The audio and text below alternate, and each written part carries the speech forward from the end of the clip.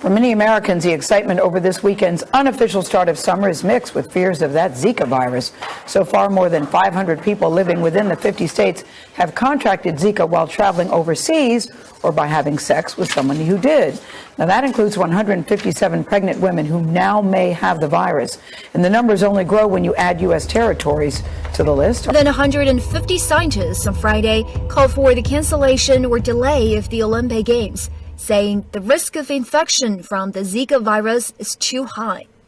The scientists, many of them bioethicists, signed an open letter to WHO Director General Margaret Chan. The letter urged that the Games, due to be held in Rio de Janeiro in August, be moved to another location or delayed. In response, WHO said on Saturday that based on the current assessment of the Zika virus, there is no public health justification for postponing or canceling the Games. Researchers announcing that a long-dreaded superbug has appeared in the United States for the first time ever. And in a disturbing development, the head of the CDC says that its arrival could spell the end of antibiotics. Pretty stunning stuff. Laura Ingle is live in our New York City newsroom on this. So what are they saying about all this, Laura? What does it mean? Yeah, hi, Martha. Well, it is what doctors across the United States have been dreading for years, that a bacteria would emerge that they wouldn't be able to fight, even with what they call the antibiotic of last resort. So yesterday, health officials said a 49-year-old woman in Pennsylvania is the first reported case with an antibiotic-resistant strain of E. coli. So the woman went to a clinic with symptoms of a urinary tract infection, and the bacteria was found in her urine.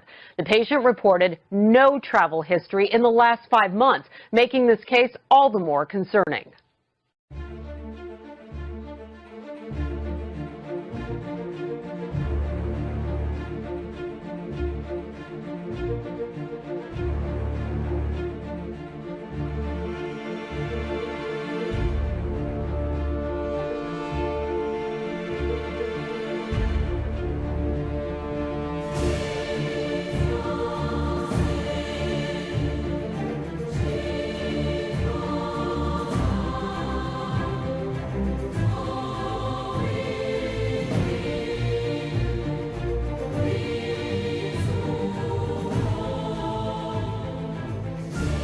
Turning overseas, about 100 migrants are missing in the Mediterranean off Libya. Their boat capsized during the perilous journey from North Africa to a better life in Europe. More than 6,000 have been rescued since Monday, 40,000 this year. Seth Doan reports tonight from Rome. Overcrowded and top-heavy, the wooden fishing boat packed with migrants tipped over, sending hundreds plunging into the sea off the coast of Libya. Some tried to swim. Others appeared to be swallowed up by the boat as it capsized. Rescuers on the Italian Navy patrol vessel Betico worked quickly to save more than 500. The Italian Navy brought the rescued migrants and refugees into port today in Sicily. As the weather improves, thousands more are making this dangerous journey. Amid so much tragedy, there was a very different but still incredible picture. A baby was born on another migrant rescue boat. Aid groups say the number of unaccompanied minors making the journey to Europe is on the rise this year.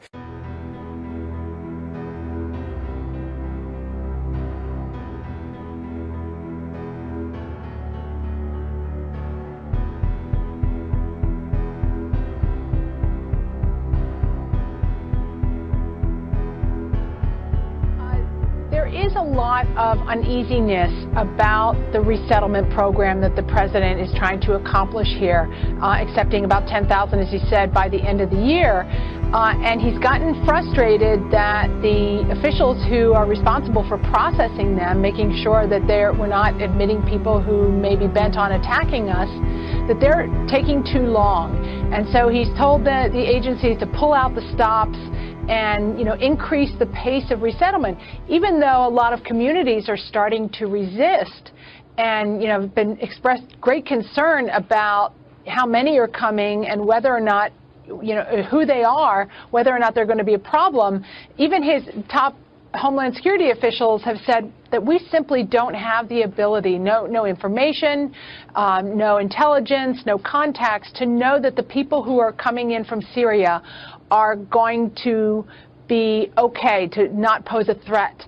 But the president is, kind of brushed away those concerns and said, it doesn't matter. I want us to admit as many as possible. And it seems like he's trying to get as many of them admitted as he can before the buzzer sounds on the end of his administration.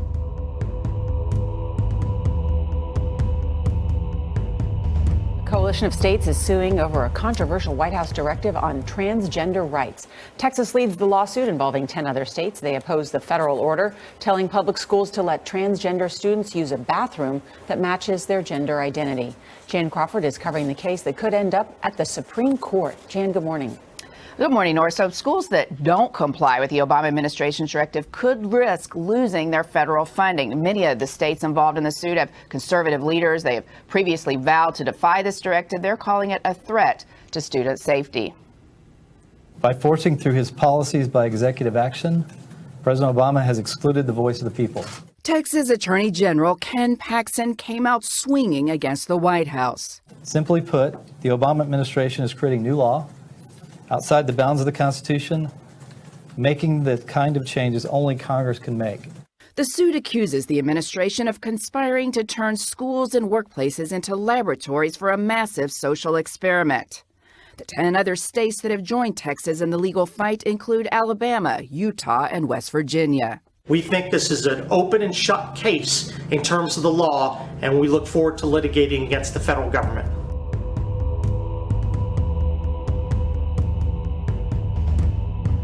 $15 an hour means a whole lot to me because it will release some of the stress that I have going on being a single mom and working in this job and working each and every day.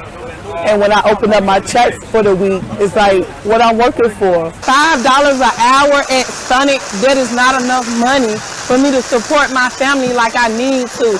When my rent is $623 and my utility is $123, my gas is $85. When you get through doing the math and bills, that's almost $1,500. And I don't even make that in a month. We're not going to stop. It's whatever it takes.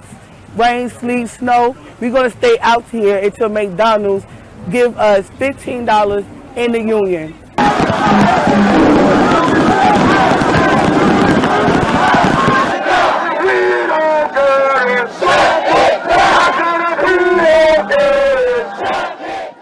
As thousands of low-wage workers plan to protest McDonald's annual shareholder meeting in Chicago on Thursday, the company's former CEO has warned them that if the minimum wage goes up, the fast food giant is likely to replace them with robots. It's cheaper to buy a $35,000 robotic arm than it is to hire an employee who's inefficient, making $15 an hour, bagging French fries. It's nonsense, and it's very destructive. It's inflationary, and it's going to cause a job loss across this country like you're not going to believe. That was former McDonald's USA CEO Ed Renzi warning protesters, hey, you better be careful what you wish for.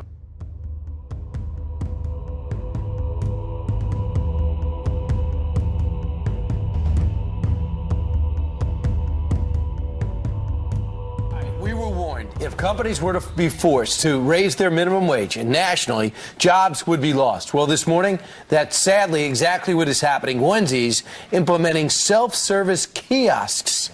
The host of Varney and Company on the Fox Business Network, Stuart Varney, has that story. Good morning. 6,000 self-serve kiosks will be opened in Wendy's. That is automation taking jobs off the marketplace, and it's the direct result largely of this push towards a $12 to $15 per hour minimum wage. They want a living wage for everybody who has a job. They're ignoring those youngsters who get in at an entry-level position at a lower wage to figure out what's going on in the economy. They're destroying jobs, and in particular, they're destroying entry-level jobs. That's what's really upsetting about this. So you're saying some 17-year-old or 16-year-old is not going to get $15 an hour by a company looking to make ends meet? Right, because that job will be automated away. I was in an airport the other day, and they've got an operation there, 65 seats in a restaurant with 3 runners. You walk up, take your seat, you punch your order into a tablet, the order goes to the kitchen, and a runner delivers the food from the kitchen to you. Wait staff cut in half. Those are entry-level jobs which will never appear again, and that's because of the $15 an hour push. That's what's going on. Look at this. Sally, the salad robot. This is a prototype of what will be available by the end of the year. Basically works like a vending machine, dispenses salad ingredients. That's what happens, I guess, when you get $15 an hour in McDonald's, or if you like it to. That's exactly right. We have a French fry robot, a donut robot, and now a salad robot. Here's the issue. Numerous complaints about fast food workers not washing their hands. Maybe 1 out of 5, maybe half don't wash their hands. So the people are worried about contaminated food. 1 in 10 errors in the food ordering by regular human beings doing the orders. So people are saying, wait a second, robots could be cleaner and they could get your order correct. They also have a coffee dispenser where you have no interface with human beings. Yeah. Walk up to the machine, swipe your card, put your card, and out. Yes. No interface with people whatsoever. That's right. No $15 an hour person. An order-taking robot as well. It's called an iPad, where you just enter your order yourself. I've got more on these robots. The Apple and Samsung supplier, Foxconn, huge company, they are replacing 60,000 workers with automation. I mean, robots are taking over there. Yeah, this is striking. News reports that Apple and Samsung, they would cut their employee headcount by more than half, down to 50,000 from 110,000. So this is the action that has to be picked up by the other reporters out there in the media and the unions. Basically, the robot revolution has been upon us.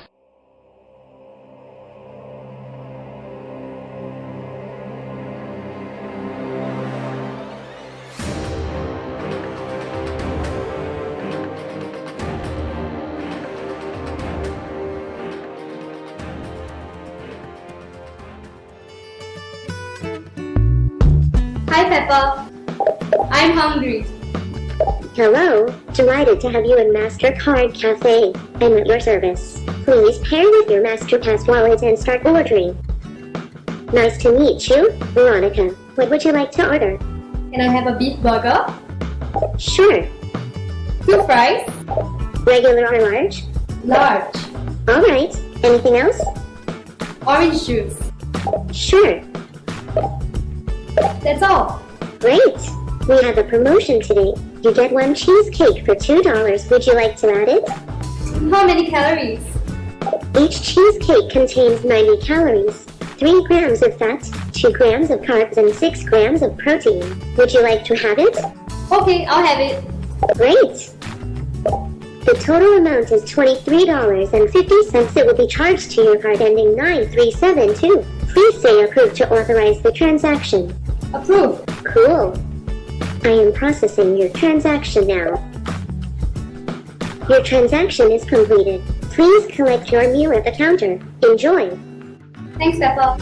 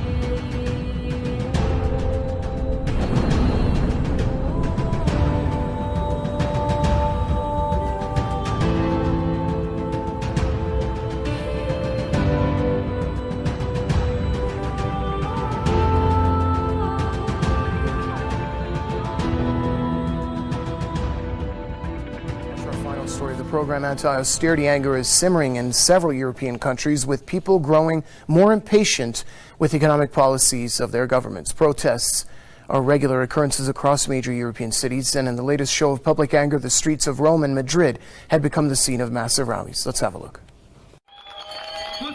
Thousands of Italians have marched in the capital, Rome, to protest the government's proposed housing policies and education cuts, as well as the austerity measures imposed by the European Union. Some of the protesters carried banners reading, "Renzi's government is triggering a war on the poor." The demonstrators were heading to the Ministry of Internal Affairs, but were blocked by the riot police. Anti-austerity demonstrations have not been limited to Italy. In Spain's capital, thousands of people from various political groups and unions have taken part in a rally dubbed March of Dignity. The protesters in Madrid voiced their anger at the government's economic policies, demanding an end to austerity measures that have triggered cuts to education and healthcare. Years of austerity measures and high unemployment in European countries have frustrated citizens, particularly the young generation. Experts believe that austerity is only a quick fix and cannot prop up the economy in the long run. Nevertheless, many European governments, from France and the UK to Belgium and Spain, continue to exercise the policy. This comes at a time when Europe is struggling to cope with an unprecedented influx of asylum seekers.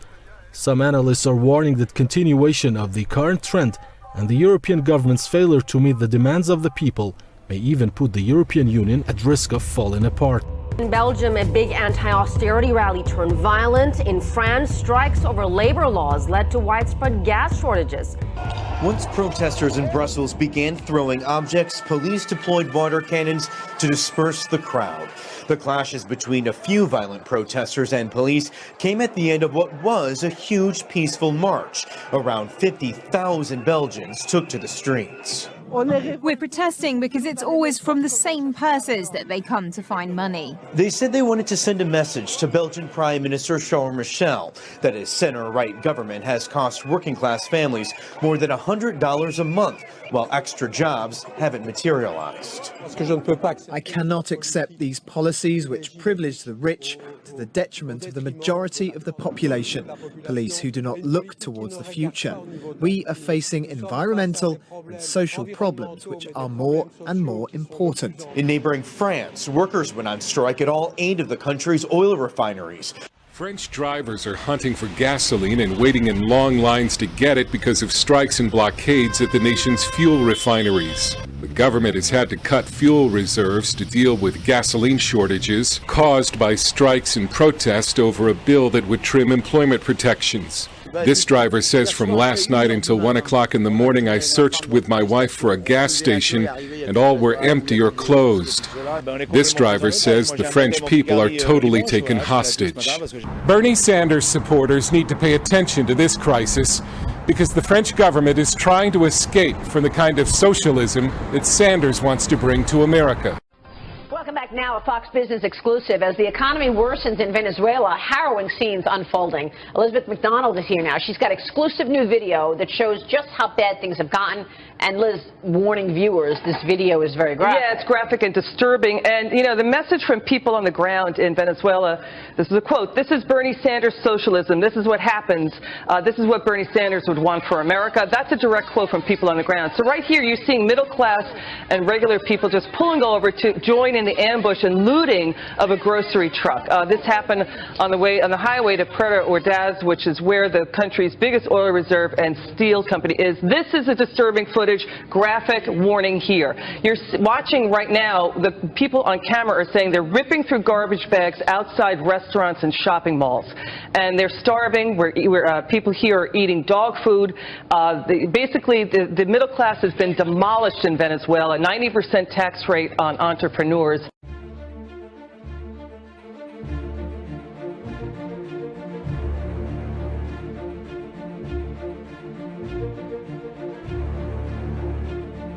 People in Venezuela now have to use their fingerprints to get food.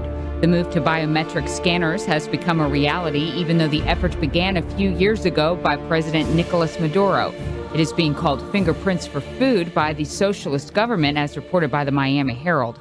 With it, people can only get minimal goods, medicine, and supplies from the state-owned grocery stores. Maduro said fingerprinting was necessary to prevent hoarding and to keep price-controlled food from being resold for profit. Consumers must also show ID. For years, Venezuela has been short on food, which has been made worse from the global oil glut, since they depend heavily on oil revenue along with other socialist Latin American countries.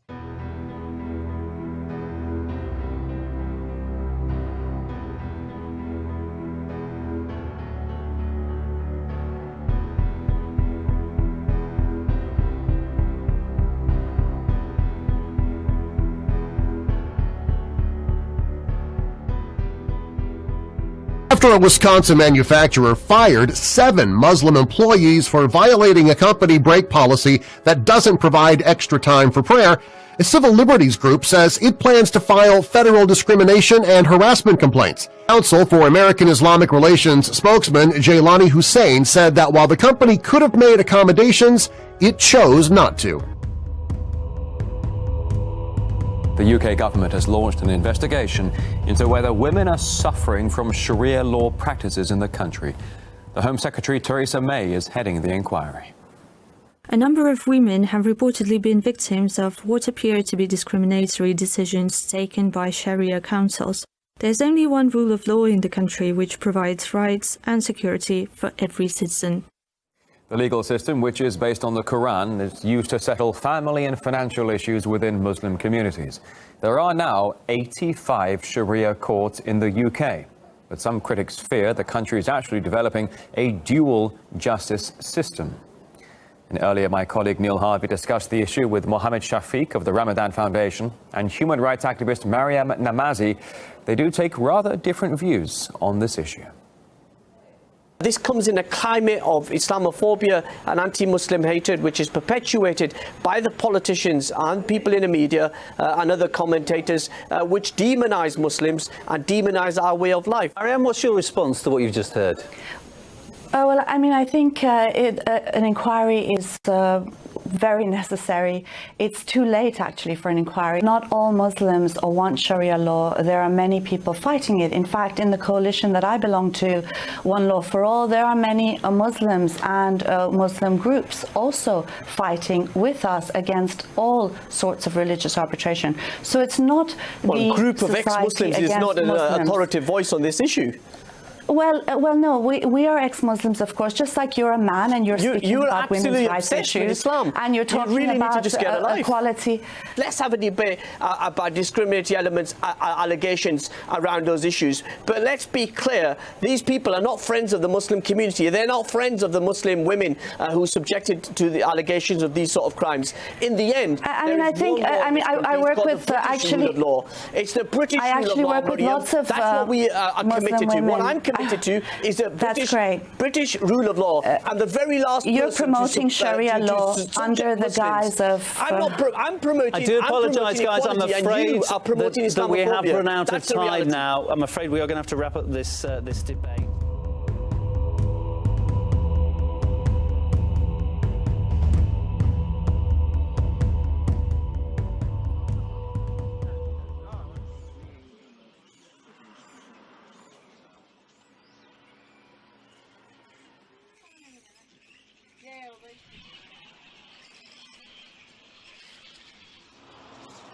This is the biggest, this is unprecedented. It's never been seen in these numbers.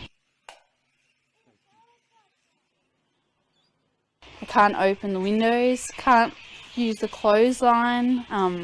It's just, I can't study because the noise just goes constantly, can't concentrate. It's not fun.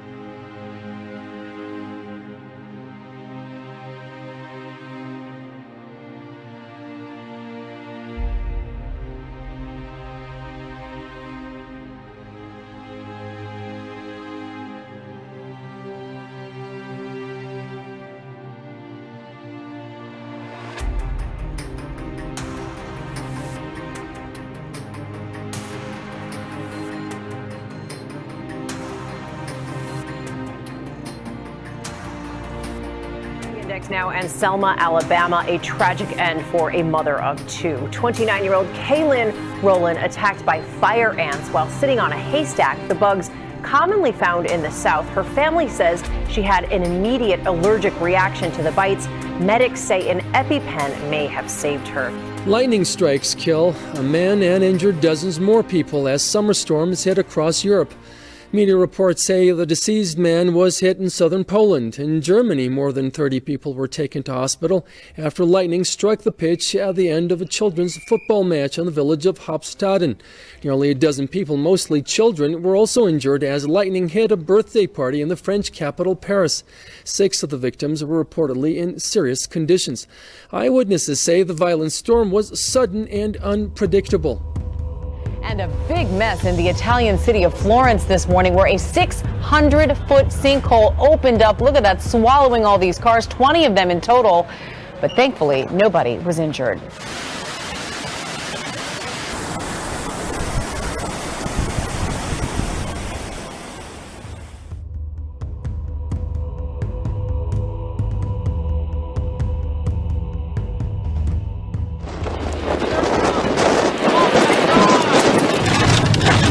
It's fixing to barrel that house. Yeah, just hold up. Can't get in it. Pieces of the house are flying apart.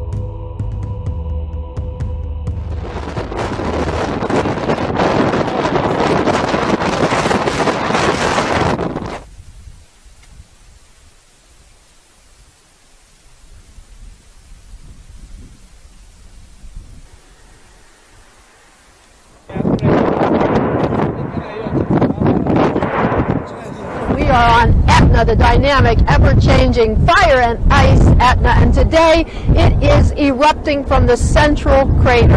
It's magnificent.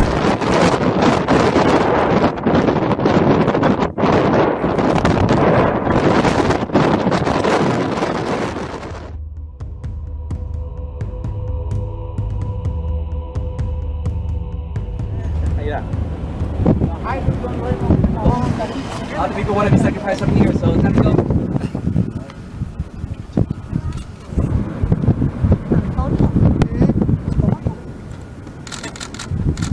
Milena, todos eran de Canal 4. No, ya lo vamos a replegar aquí entonces.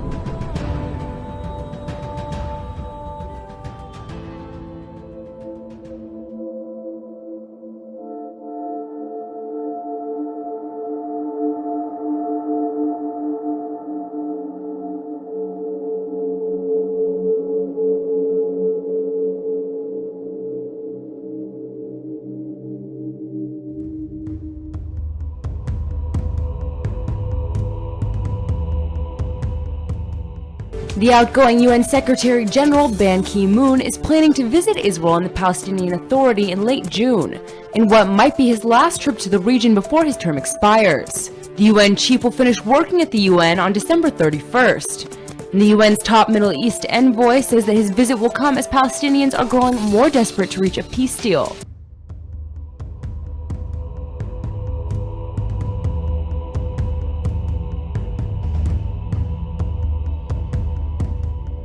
The Arab countries agreed to support the French initiative in the upcoming Paris Peace Summit. The initiative calls for a two-state solution based on the 1967 borders. Jerusalem will be the capital and a deadline will be placed to implement the peace deal. Israel, however, prefers direct talks with the Palestinians rather than a Paris summit. But Palestine's Mahmoud Abbas branded direct talks as a waste of time.